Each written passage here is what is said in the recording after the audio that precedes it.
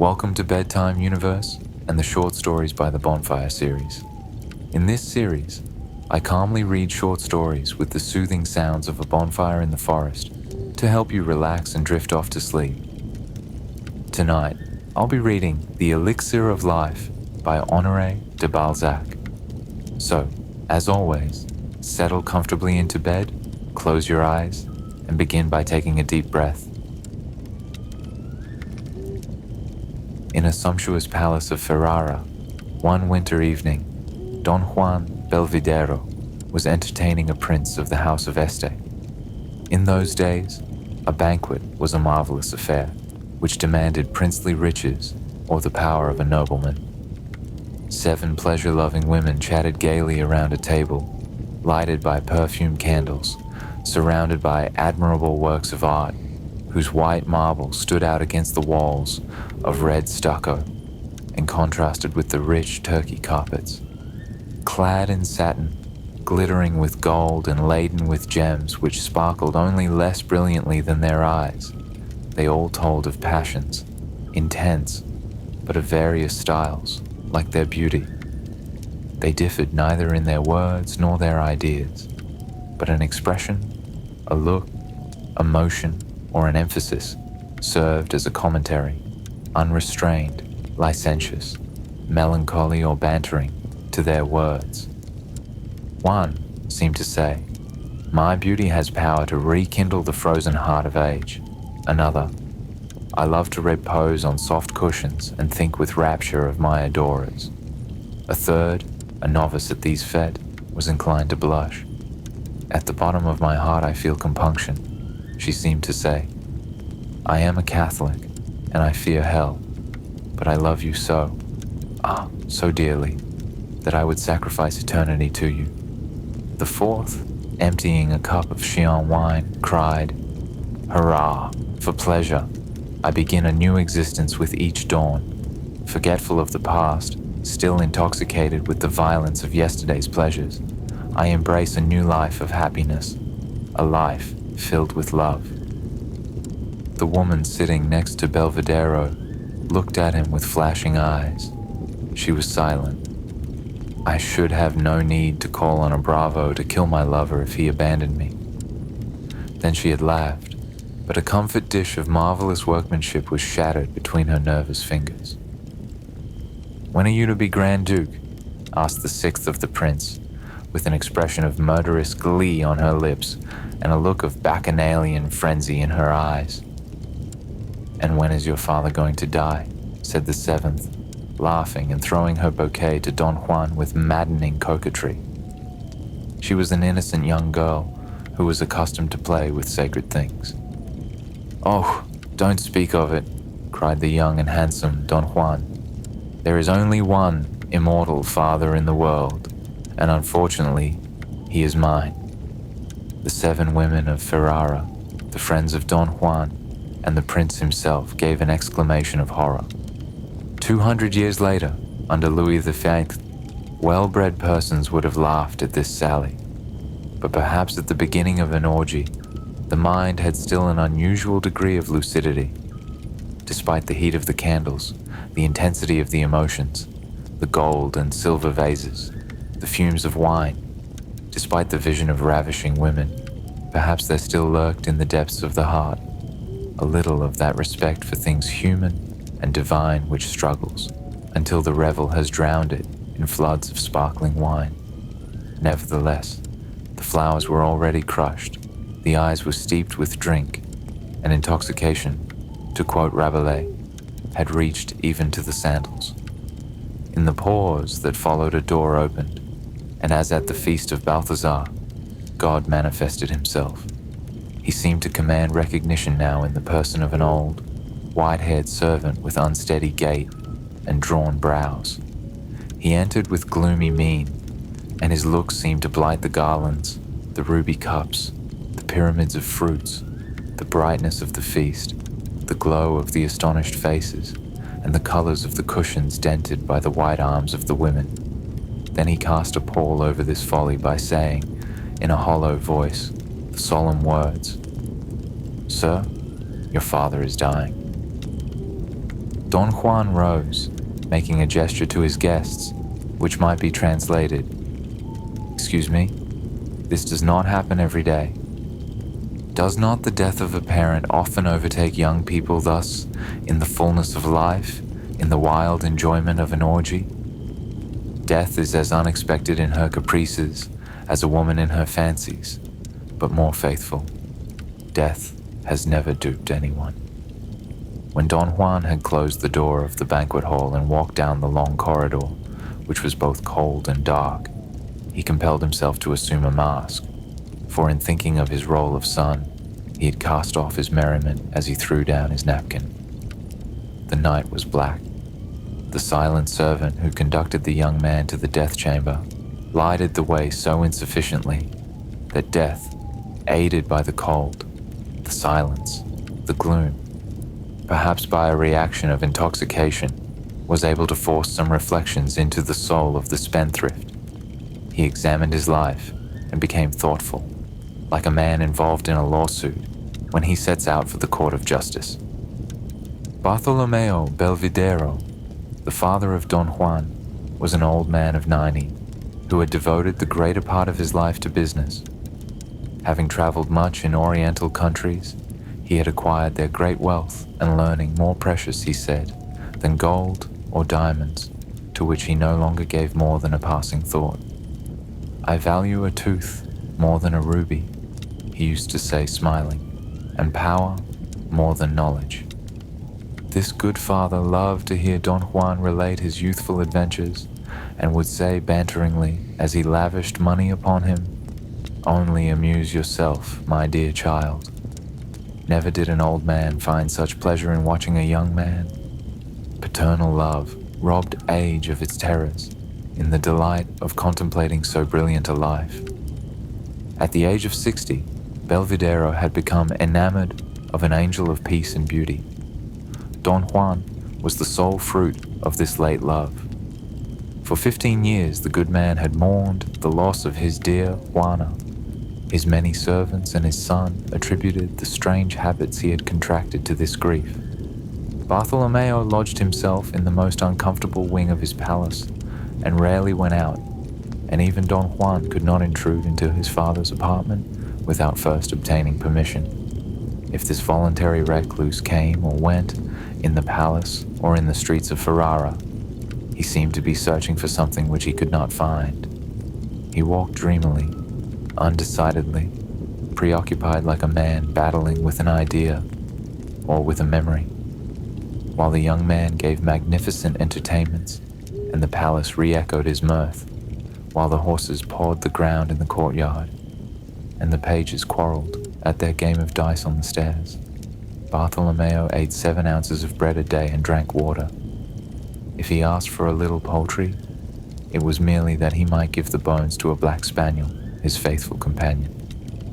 He never complained of the noise. During his illness, if the blast of horns or the barking of dogs interrupted his sleep, he only said, "Ah, Don Juan has come home." Never before was so untroublesome and indulgent a father to be found on this earth.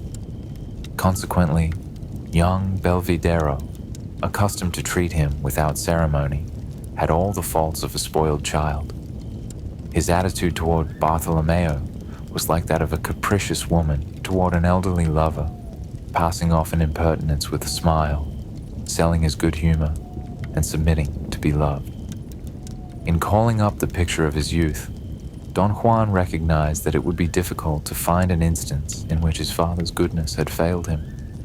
He felt a newborn remorse while he traversed the corridor, and he very nearly forgave his father for having lived so long. He reverted to feelings of filial piety, as a thief returns to honesty in the prospect of enjoying a well-stolen million. Soon, the young man passed into the high, chill rooms of his father's apartment. After feeling a moist atmosphere and breathing the heavy air and the musty odor which is given forth by old tapestries and furniture covered with dust, he found himself in the antique room of the old man, in front of a sick bed and near a dying fire. A lamp standing on a table of Gothic shape shed its streams of uneven light, sometimes more, sometimes less strongly upon the bed. and showed the form of the old man in ever-varying aspects. The cold air whistled through the insecure windows, and the snow beat with a dull sound against the panes. This scene formed so striking a contrast to the one which Don Juan had just left that he could not help shuddering. He felt cold when, on approaching the bed, a sudden flare of light caused by a gust of wind illumined his father's face. The features were distorted. The skin, clinging tightly to the bones, had a greenish tint, which was made the more horrible by the whiteness of the pillows on which the old man rested. Drawn with pain, the mouth, gaping and toothless, gave breath to sighs which the howling of the tempest took up and drew out into a dismal wail. In spite of these signs of dissolution, an incredible expression of power shone in the face. The eyes, hallowed by disease, retained a singular steadiness. A superior spirit was fighting there with death. It seemed as if Bartolomeo sought to kill with his dying look some enemy seated at the foot of his bed. This gaze, fixed and cold, was made the more appalling by the immobility of the head, which was like a skull standing on a doctor's table. The body, clearly outlined by the coverlet, showed that the dying man's limbs preserved the same rigidity. All was dead, except the eyes. There was something mechanical in the sounds which came from the mouth. Don Juan felt a certain shame at having come to the deathbed of his father with a courtesan's bouquet on his breast, bringing with him the odors of a banquet and the fumes of wine. "You were enjoying yourself," cried the old man on seeing his son. At the same moment, the pure, high voice of a singer who entertained the guests, strengthened by the chords of the viol by which she was accompanied, rose above the roar of the storm and penetrated the chamber of death. Don Juan would gladly have shut out this barbarous confirmation of his father's words. Bartolomeo said, "I do not grudge you your pleasure, my child." These words, full of tenderness, pained Don Juan, who could not forgive his father for such goodness. "What? Sorrow for me, father," he cried. "Poor Juanino," answered the dying man. "I have always been so gentle toward you that you could not wish for my death?" "Oh," cried Don Juan, "if it were possible to preserve your life by giving you a part of mine." "One can always say such things," thought the spendthrift. "It is as if I offered the world to my mistress." The thought had scarcely passed through his mind when the old spaniel whined. This intelligent voice made Don Juan tremble. He believed that the dog understood him. "I knew that I could count on you, my son," said the dying man. "There, you shall be satisfied. I shall live, but without depriving you of a single day of your life." "He raves," said Don Juan to himself. Then he said aloud, "Yes, my dearest father, you will indeed live as long as I do, for your image will be always in my heart." "It is not a question of that sort of life," said the old nobleman, gathering all his strength to raise himself to a sitting posture, for he was stirred by one of those suspicions which are only born at the bedside of the dying. "Listen, my son," he continued in a voice weakened by this last effort. "I have no more desire to die than you have, to give up your lady loves, wine, horses, falcons, hounds, and money." "I can well believe it," thought his son, kneeling beside the pillow and kissing one of Bartholomeo's cadaverous hands. "But father," he said aloud, "my dear father, we must submit to the will of God." "God, I am also God," growled the old man. "Do not blaspheme," cried the young man, seeing the menacing expression which was overspreading his father's features. "Be careful what you say, for you have received extreme unction, and I should never be consoled if you were to die in a state of sin." "Are you going to listen to me?" cried the dying man, gnashing his toothless jaws. Don Juan held his peace. A horrible silence reigned. Through the dull wail of the snowstorm came again the melody of the viol and the heavenly voice. faint as the dawning day. The dying man smiled. I thank you for having brought singers and music, a banquet, young and beautiful women with dark locks, all the pleasures of life. Let them remain. I am about to be born again. The delirium is at its height, said Don Juan to himself. I have discovered a means of resuscitation. There, look in the drawer of the table.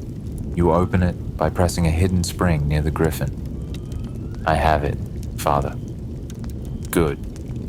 Now take out a little flask of rock crystal. Here it is. I have spent 20 years in... At this point, the old man felt his end approaching and collected all his energy to say, as soon as I have drawn my last breath, rub me with this water and I shall come to life again. There is very little of it, replied the young man. Bartolomeo was no longer able to speak, but he could still hear and see. At these words, he turned his head toward Don Juan with a violent wrench. His neck remained twisted like that of a marble statue, doomed by the sculptor's whim to look forever sideways. His staring eyes assumed a hideous fixity. He was dead. Dead in the act of losing his only, his last illusion. In seeking a shelter in his son's heart, he had found a tomb more hollow than those which men dig for their dead. His hair, too, had risen with horror, and his tense gaze seemed still to speak. It was a father rising in wrath from his sepulchre to demand vengeance of God. There, the good man is done for, exclaimed Don Juan, intent upon taking the magic crystal to the light of the lamp. As a drinker examines his bottle at the end of a repast, he had not seen his father's eye pale. The cowering dog looked alternately at his dead master and at the elixir, as Don Juan regarded by turns his father and the phial. The lamp threw out fitful waves of light. The silence was profound. The vial was mute. Belvidero thought he saw his father move, and he trembled. Frightened by the tense expression of the accusing eyes, he closed them, just as he would have pushed down a window blind on an autumn night. He stood motionless, lost in a world of thought. Suddenly, a sharp creak, like that of a rusty spring, broke the silence. Don Juan, in his surprise, almost dropped the flask. A perspiration, colder than the steel of a dagger, oozed out from his pores. A cock of painted wood came forth from a clock and crowed 3 times. It was one of those ingenious inventions by which the savants of that time were awakened at the hour fixed for their work. Already the daybreak reddened the casement. The old timepiece was more faithful in its master's service than Don Juan had been in his duty to Bartolomeo. This instrument was composed of wood, pulleys, cords, and wheels, while he had that mechanism peculiar to man, called a heart. In order to run no further risk of losing the mysterious liquid, the skeptical Don Juan replaced it in the drawer of the little Gothic table. At this solemn moment, he heard a tumult in the corridor. There were confused voices, stifled laughter, light footsteps, the rustle of silk. In short, the noise of a merry troop trying to collect itself in some sort of order. The door opened, and the prince, the 7 women, the friends of Don Juan, and the singers, appeared in the fantastic disorder of dancers, overtaken by the morning when the sun disputes the paling light of the candles. They came to offer the young heir the conventional condolences. Oh, is poor Don Juan really taking this death seriously? Said the prince in La Brambilla's ear. Well, his father was a very good man, she replied. Nevertheless, Don Juan's nocturnal meditations had printed so striking an expression upon his face that it commanded silence. The men stopped, motionless. The women, whose lips had been parched with wine, threw themselves on their knees and began to pray. Don Juan could not help shuddering as he saw this splendor, this joy, laughter, song, beauty, life personified, doing homage thus to death. But in this adorable Italy, religion and revelry were on such good terms that religion was a sort of debauch, and debauch religion. The prince pressed Don Juan's hand affectionately, then all the figures having given expression to the same look, half sympathy, half indifference, the phantasmagoria disappeared, leaving the chamber empty. It was, indeed, a faithful image of life. Going down the stairs, the prince said to La Rivabarella, "Hi-oh, who would have thought Don Juan, a mere boaster of impiety? He loved his father after all." "Did you notice the black dog?" asked La Brambilla. "He is immensely rich now," sighed Bianca Cavitellini. "What is that to me?" cried the proud Veronese, she who had broken the comfit dish. "What is that to you?" exclaimed the Duke. "With his ducats, he is as much a prince as I am." At first, Don Juan, swayed by 1,000 thoughts, wavered towards many different resolutions. After having ascertained the amount of the wealth amassed by his father, he returned in the evening to the death chamber, his soul puffed up with a horrible egoism. In the apartment he found all the servants of the household busied in collecting the ornaments for the bed of state on which Feu Monseigneur would lie tomorrow, a curious spectacle which all Ferrara would come to admire. Don Juan made a sign, and the servants stopped at once, speechless and trembling. "Leave me alone," he said in an altered voice, "and do not return until I go out again." When the steps of the old servant, who was the last to leave, had died away on the stone flooring, Don Juan locked the door hastily, and sure that he was alone, exclaimed, "Now, let us try." The body of Bartolomeo lay on a long table. To hide the revolting spectacle of a corpse whose extreme decrepitude and thinness made it look like a skeleton, the embalmers had drawn a sheet over the body, which covered all but the head. This mummy-like figure was laid out in the middle of the room, and the linen, naturally clinging, outlined the form vaguely, but showing its stiff, bony thinness. The face already had large purple spots, which showed the urgency of completing the embalming. Despite the skepticism with which Don Juan was armed, he trembled as he uncorked the magic phial of crystal. When he stood close to the head, he shook so that he was obliged to pause for a moment. But this young man had allowed himself to be corrupted by the customs of a dissolute court. An idea worthy of the Duke of Urbino came to him, and gave him a courage which was spurred on by lively curiosity. It seemed as if the demon had whispered the words which resounded in his heart. "Bathe an eye." He took a piece of linen, and after having moistened it sparingly with the precious liquid, he passed it gently over the right eyelid of the corpse. The eye opened. "Ah," said Don Juan, gripping the flask in his hand, as we clutch in our dreams the branch by which we are suspended over a precipice. He saw an eye full of life, a child's eye in a death's head, the liquid eye of youth, in which the light trembled. Protected by beautiful black lashes, it scintillated like one of those solitary lights which travelers see in lonely places on winter evenings. It seemed as if the glowing eye would pierce Don Juan. It thought, accused, condemned, threatened, judged, spoke. It cried, it snapped at him.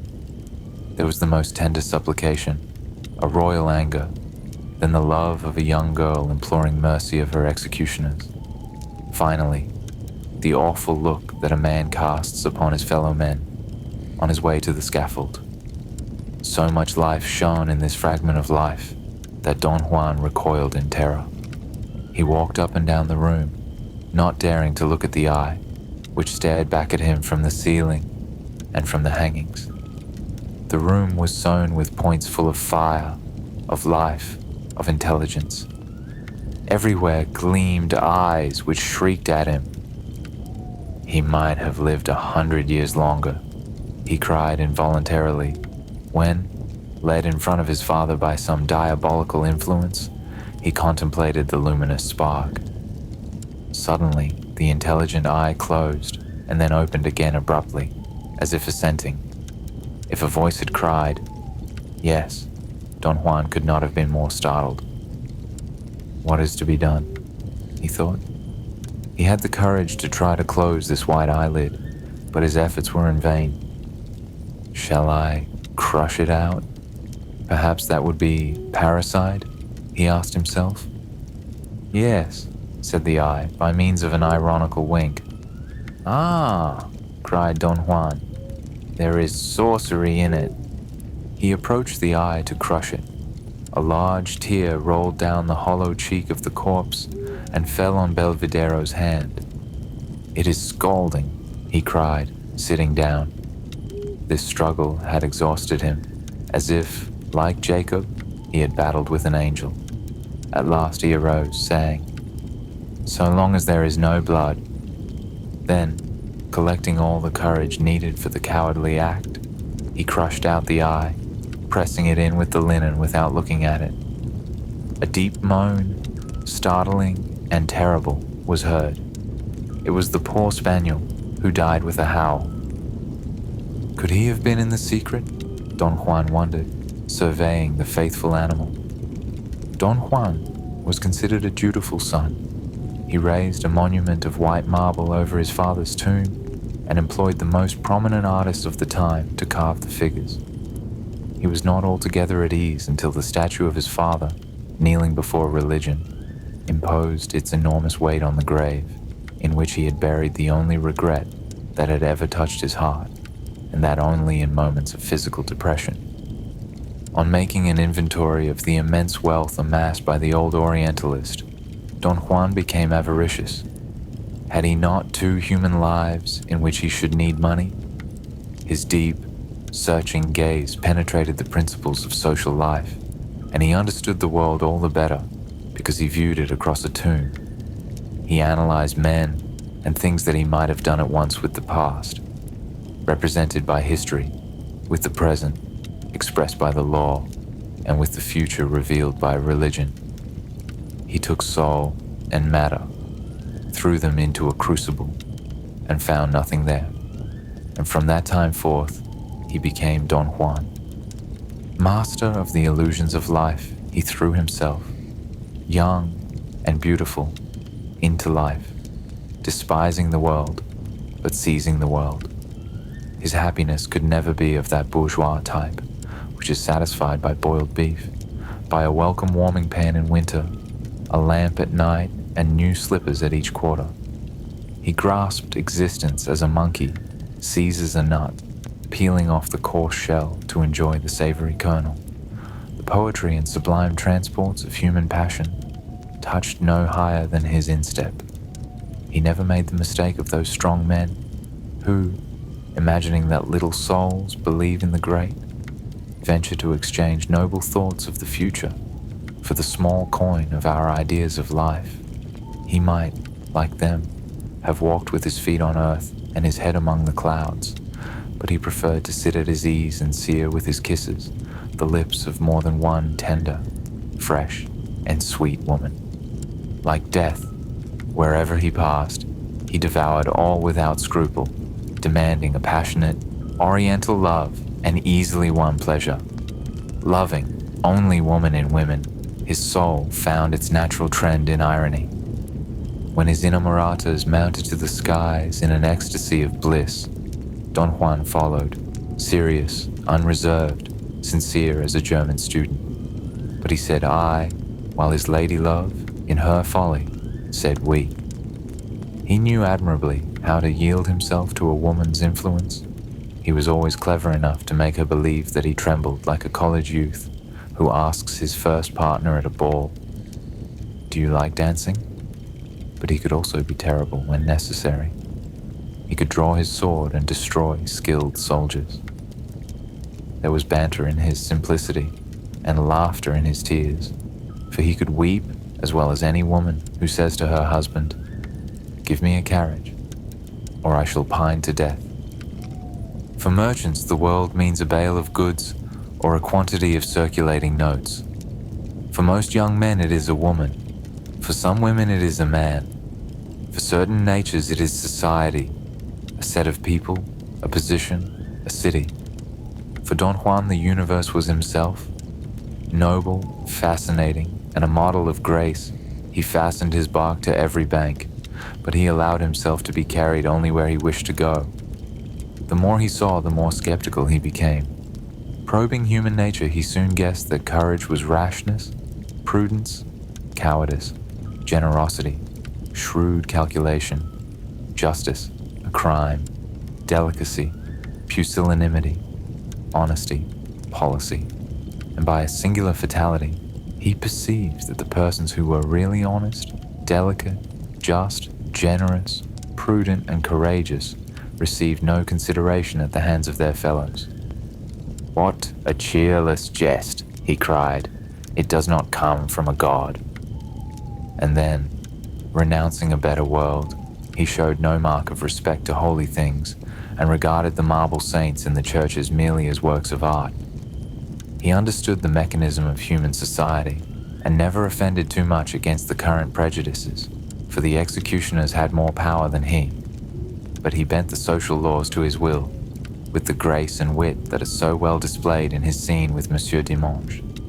He was, in short, the embodiment of Molière's Don Juan, Goethe's Faust, Byron's Manfred, and Maturin's Melmoth, grand pictures drawn by the greatest geniuses of Europe, and to which neither the harmonies of Mozart nor the lyric strains of Rossini are lacking.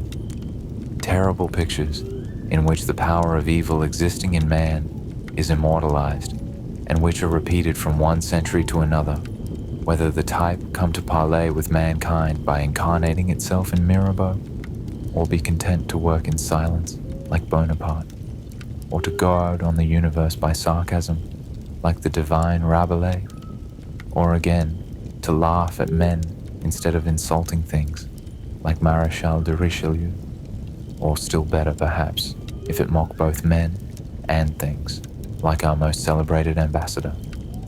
But the deep genius of Don Juan incorporated in advance all these. He played with everything. His life was a mockery, which embraced men, things, institutions, ideas.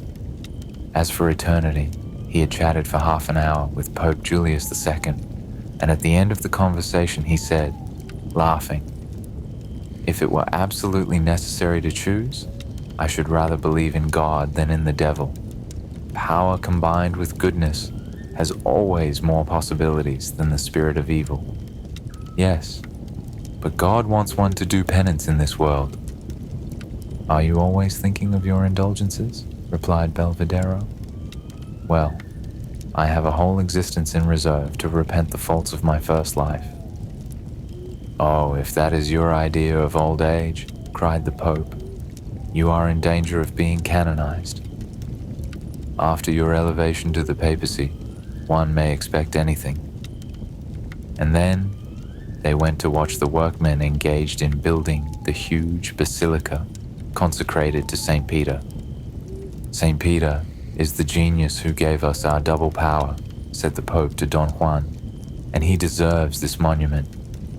But sometimes at night, I fancy that a deluge will pass a sponge over all this, and it will need to be begun over again." Don Juan and the Pope laughed. They understood each other.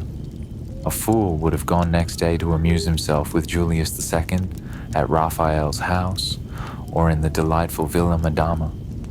But Belvidero went to see him officiate in his pontifical capacity in order to convince himself of his suspicions. Under the influence of wine, Della Rovere would have been capable of forgetting himself and criticizing the apocalypse. When Don Juan reached the age of 60, he went to live in Spain. There, in his old age, he married a young and charming Andalusian, but he was intentionally neither a good father nor a good husband. He had observed that we are never so tenderly loved as by the women to whom we scarcely give a thought. Doña Elvira, piously reared by an old aunt in the heart of Andalusia, in a castle several leagues from San Lucas, was all devotion and meekness. Don Juan saw that this young girl was a woman to make a long fight with a passion before yielding to it, so he hoped to keep from her any love but his until after his death. It was a serious jest, a game of chess, which he had reserved for his old age. Warned by his father's mistakes, he determined to make the most trifling acts of his old age contribute to the success of the drama which was to take place at his deathbed. Therefore, the greater part of his wealth lay buried in the cellars of his palace at Ferrara, whither he seldom went.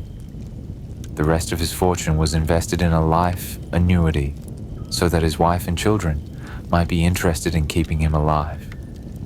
This was a species of cleverness which his father should have practiced, but this Machiavellian scheme was unnecessary in his case. Young Philippe Belvidero, his son, grew up a Spaniard as conscientiously religious as his father was impious, on the principle of the proverb, a miserly father, a spendthrift son. The abbot of San Lucas was selected by Don Juan to direct the consciences of the Duchess of Belvidero and of Philippe. This ecclesiastic was a holy man, of fine carriage, well proportioned, with beautiful black eyes, and a head like Tiberius. He was wearied with fasting, pale and worn, and continually battling with temptation, like all recluses. The old nobleman still hoped perhaps to be able to kill a monk before finishing his first lease of life. But whether the abbot was as clever as Don Juan, or whether Doña Elvira had more prudence or virtue than Spain, usually accords to women, Don Juan was obliged to pass his last days like a country parson, without scandal. Sometimes he took pleasure in finding his wife and son remiss in their religious duties, and insisted imperiously that they should fulfill all the obligations imposed upon the faithful by the court of Rome. He was never so happy as when listening to the gallant abbot of San Lucas, Doña Elvira and Philippe engaged in arguing a case of conscience. Nevertheless, despite the great care which the Lord of Belvidero bestowed upon his person, the days of decrepitude arrived. With this age of pain came cries of helplessness, cries made the more piteous by the remembrance of his impetuous youth and his ripe maturity. This man, for whom the last jest in the farce was to make others believe in the laws and principles at which he scoffed, was compelled to close his eyes at night upon an uncertainty. This model of good breeding, this Duke spirited in an orgy, this brilliant courtier, gracious toward women, whose hearts he had wrung as a peasant bends a willow wand. This man of genius had an obstinate cough, a troublesome sciatica, and a cruel gout. He saw his teeth leave him, as at the end of an evening, the fairest, best-dressed women depart one by one, leaving the ballroom deserted and empty. His bold hands trembled, his graceful limbs tottered, and then one night apoplexy turned its hooked and icy fingers around his throat. From this fateful day, he became morose and harsh. He accused his wife and son of being insincere in their devotion, charging that their touching and gentle care was showered upon him so tenderly, only because his money was all invested. Elvira and Philippe shed bitter tears and redoubled their caresses to this malicious old man, whose broken voice would become affectionate to say, "My friends, my dear wife, you will forgive me, will you not? I torment you sometimes. Ah, great God, how canst thou make use of me thus to prove these two angelic creatures? I, who should be their joy, am their bane." It was thus that he held them at his bedside, making them forget whole months of impatience and cruelty by 1 hour in which he displayed to them the new treasures of his favor and a false tenderness. It was a paternal system which succeeded infinitely better than that which his father had formerly employed toward him. Finally, he reached such a state of illness that maneuvers like those of a small boat entering a dangerous canal were necessary in order to put him to bed. Then the day of death came. This brilliant and skeptical man, whose intellect only was left unimpaired by the general decay, lived between a doctor and a confessor, his two antipathies. But he was jovial with them. Was there not a bright light burning for him behind the veil of the future? Over this veil, leaden and impenetrable to others, transparent to him, the delicate and bewitching delights of youth played like shadows. It was on a beautiful summer evening that Don Juan felt the approach of death. The Spanish sky was gloriously clear. The orange trees perfumed the air, and the stars cast a fresh glowing light. Nature seemed to give pledges of his resurrection. A pious and obedient son regarded him with love and respect. About 11 o'clock, he signified his wish to be left alone with this sincere being. "Philippe," he began, in a voice so tender and affectionate that the young man trembled and wept with happiness, for his father had never said Philippe like this before. "Listen to me, my son," continued the dying man. "I have been a great sinner, and all my life I have thought about death. Formerly, I was the friend of the great Pope Julius II. This illustrious pontiff feared that the excessive excitability of my feelings would cause me to commit some deadly sin at the moment of my death, after I had received the blessed ointment. He made me a present of a flask of holy water that gushed forth from a rock in the desert. I kept the secret of the theft of the church's treasure, but I am authorized to reveal the mystery to my son in articulo mortis. You will find the flask in the drawer of the Gothic table, which always stands at my bedside. The precious crystals may be of service to you also, my dearest Philippe. Will you swear to me, by your eternal salvation, that you will carry out my orders faithfully?" Philippe looked at his father. Don Juan was too well versed in human expression not to know that he could die peacefully, in perfect faith in such a look, as his father had died in despair at his own expression. "You deserve a different father," continued Don Juan. "I must acknowledge that when the estimable abbot of San Lucas was administering the viaticum, I was thinking of the incompatibility of two so wide-spreading powers as that of the devil and that of God. Oh, Father, and I said to myself that when Satan makes his peace, he will be a great idiot if he does not bargain for the pardon of his followers. This thought haunted me.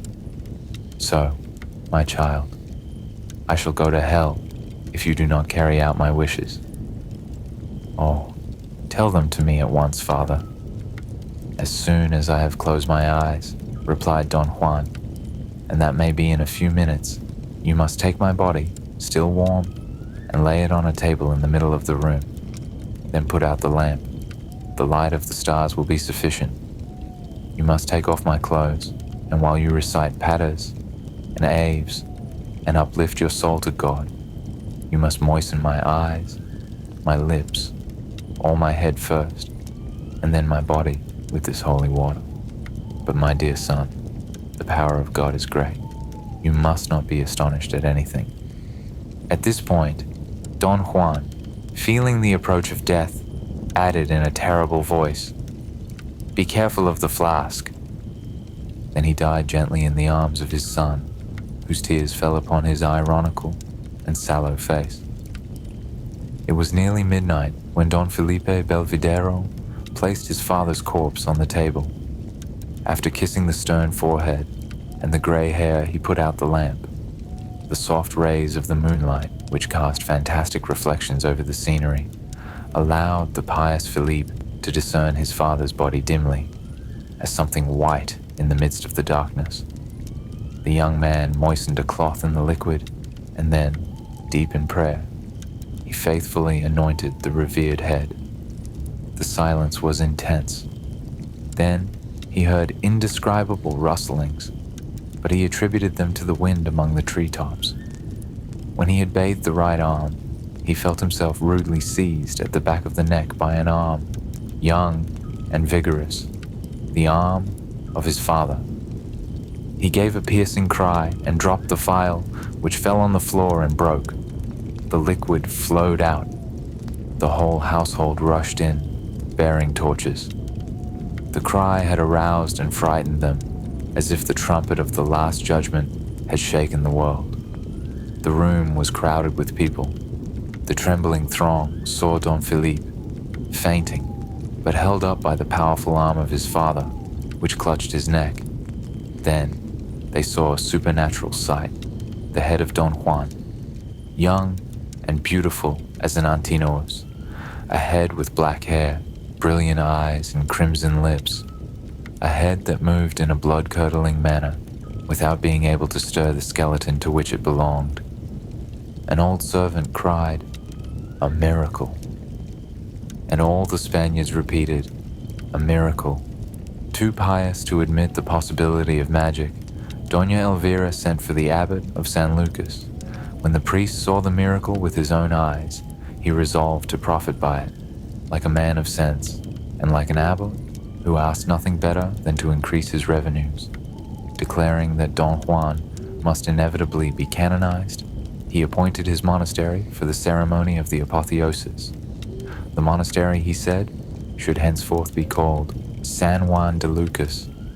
At these words, the head made a facetious grimace. The taste of the Spaniards for this sort of solemnities is so well known that it should not be difficult to imagine the religious spectacle with which the Abbey of San Lucas celebrated the translation of the blessed Don Juan Belvidero in its church. A few days after the death of this illustrious nobleman, the miracle of his partial resurrection had been so thoroughly spread from village to village throughout a circle of more than 50 leagues round San Lucas that it was as good as a play to see the curious people on the road. They came from all sides, drawn by the prospect of a Te Deum, chanted by the light of burning torches. The ancient mosque of the monastery of San Lucas, a wonderful building erected by the Moors, which for 300 years had resounded with the name of Jesus Christ instead of Allah, could not hold the crowd which was gathered to view the ceremony. Packed together like ants, the hidalgos in velvet mantles and armed with their good swords stood round the pillars, unable to find room to bend their knees, which they never bent elsewhere. Charming peasant women, whose dresses set off the beautiful lines of their figures, gave their arms to white-haired old men. Youths with glowing eyes found themselves beside old women, decked out in gala dress. There were couples trembling with pleasure, curious fiancés, led thither by their sweethearts, newly married couples and frightened children, holding one another by the hand. All this throng was there, rich in colors, brilliant in contrast, laden with flowers, making a soft tumult in the silence of the night. The great doors of the church opened. Those who, having come too late, were obliged to stay outside, saw in the distance, through the 3 open doors, a scene of which the tawdry decorations of our modern operas can give but a faint idea. Devotees and sinners, intent upon winning the favor of a new saint, lighted thousands of candles in his honor inside the vast church, and these scintillating lights gave a magical aspect to the edifice. The black arcades, the columns with their capitals, the recessed chapels glittering with gold and silver, the galleries, the Moorish fretwork, the most delicate features of this delicate carving were all revealed in the dazzling brightness, like the fantastic figures which are formed in a glowing fire. It was a sea of light, surmounted at the end of the church by the gilded choir, where the high altar rose in glory, which rivaled the rising sun. But the magnificence of the golden lamps, the silver candlesticks, the banners, the tassels, the saints, and the ex voto paled before the reliquary in which Don Juan lay. The body of the blasphemer was resplendent with gems, flowers, crystals, diamonds, gold, and plumes as white as the wings of a seraphim. It replaced a picture of Christ on the altar. Around him burned wax candles, which threw out waves of light. The good abbot of San Lucas, clad in his pontifical robes, with his jeweled mitre, his surplice, and his golden crozier reclined, king of the choir, in a large armchair, amid all his clergy, who were impassive men with silver hair, and who surrounded him like the confessing saints, whom the painters group round the Lord. The precentor and the dignitaries of the order, decorated with the glittering insignia of their ecclesiastical vanities, came and went among the clouds of incense, like planets revolving in the firmament. When the hour of triumph was come, the Shimezawake, the echoes of the country receded, and this immense assembly raised its voice to God in the first cry of praise, which begins the Te Deum, sublime exaltation. There were voices pure and high, ecstatic women's voices, blended with the deep sonorous tones of the men.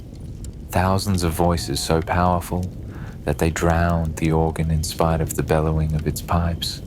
The shrill notes of the choir boys and the powerful rhythm of the basses inspired pretty thoughts of the combination of childhood and strength in this delightful concert of human voices blended in an outpouring of love.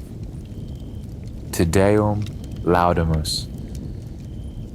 In the midst of this cathedral, black with kneeling men and women, the chant burst forth like a light which gleams suddenly in the night, and the silence was broken as by a peal of thunder.